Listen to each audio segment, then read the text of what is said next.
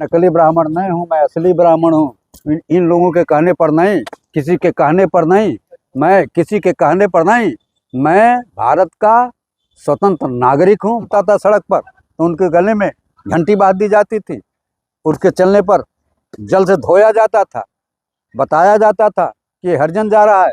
क्या उसी मनुस्मृति के आधार पर देश चलाना चाहते हैं? ऐश्वर्या राय ने उन्हीं के जवान पर भारत के रहने, भारत की तहजीब, भारत का सलीका की बात उन्होंने किया। भीमराव अंबेडकर के आधार पर ही हिंदुस्तान चलेगा।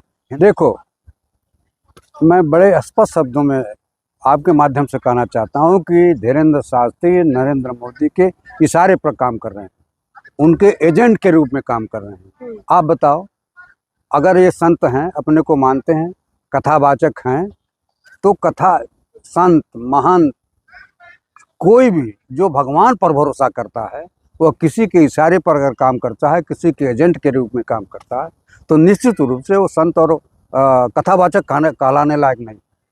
यह धीरेन्द्र शास्त्री एजेंट के रूप में, भारतीय जनता पार्टी के एजेंट के रूप में काम कर रहे हैं। मैं भी ब्राह्मण हूँ, मैं सनातन धर्मी हूँ। आप नकली ब्राह्मण है? नकली ब्राह्मण नहीं है। उनके कहने से, जो मैं भारतीय जनता पार्टी के कहने पर कोई काम नहीं करता, मैं वो सनातनी हूँ जो हिंदुस्तान के लोगों को मोहब्बत देता हूँ, प्यार देता हूँ, हर धर्म के लोगों का सम्मान करता हूँ, हर जात के लोगों का सम्मान करता हूँ। किसी के इशारे पर मैं कोई काम नहीं करता। धीरेन्द्र शास्त्री नरेंद्र मोदी चूंकि उनको अपना छोटा भाई मानते हैं, उन्होंने एक कैंसर अस्पताल के उद्घाटन समारोह में नरेंद्र मोदी ने धीरेन्द्र शास्त्री को अपना छोटा भाई बनाया था। उसी छोटे भाई को मानने के आधार पर धीरेन्द्र शास्त्री हिंदू राष्ट्र की परिकल्पना कर रहे हैं, जो कि आपको बताऊं, यह इस देश में संभव नहीं है। यह देश कैसे हिंदू राष्ट्र संविधान लागू है, उसके बाद भी हिंदू राष्ट्र की मांग करना क्या सही है? निश्चित रूप से अगर कोई मुसलमान इस्लामिक देश की बात करे, कोई पंजाब का आदमी खालिस्तान की बात मांग करेगा, तो क्या उसके ऊपर जब राष्ट्रद्रोह का मुकदमा लिखा जा सकता है, तो हिंदू धर्म की मांग करने वाले के खिलाफ क्यों नहीं राष्ट्रद्रोह का मुकदमा लिखा जा रहा है? यह राष्ट्रद्रोही काम कर रहे हैं। ये हिंदुस्तान सभी धर्मों का है, सभी संप्रदाय के लोगों का है, सभी जातियों का है, सभी संप्रदाय के लोगों का है। आपको बताऊं, भारत का जो संविधान बाबा भीमराव अंबेडकर ने लिखा है, उसी संविधान पर हिंदुस्तान चला था और आगे भी बाबा साहब भीमराव अंबेडकर के आधार पर ही हिंदुस्तान चलेगा। हिंदुस्तान सभी धर्मों का है, सभी संप्रदाय का है। देखिए, यहाँ की बोली, भाषा, रहन सहन, तहजीब, तौर तरीका अलग अलग है। आसाम में आप जाओ तो असमिया भाषा का प्रयोग करोगे, कलकत्ता में आप जाओगे तो बंगाली भाषा का प्रयोग करोगे, बिहार में आओगे, उत्तर प्रदेश में आओगे तो आप भोजपुरी और अवधी का प्रयोग करोगे, दिल्ली में आओगे तो आप खड़ी भाषा का प्रयोग करोगे, कर्नाटक में जाओगे तो उड़िया की बात करोगे, आंध्रा में जाओगे, कर्नाटका में जाओगे, महाराष्ट्र में जाओगे, गुजरात में जाओगे, केरल में जाओगे, कश्मीर में जाओगे, तो अलग अलग तहजीब, अलग अलग संस्कार, अलग अलग संप्रदाय, अलग अलग जातियां, अलग अलग विभिन्न संप्रदायों का देश भारत है। भारत किसी भी एक जाति और धर्म के आधार पर नहीं चलेगा। देखिए, मैं गोरखपुर का रहने वाला हूँ, नेपाल मेरे बगल का में है, मेरा रोटी और बेटी का संबंध नेपाल से रहा है।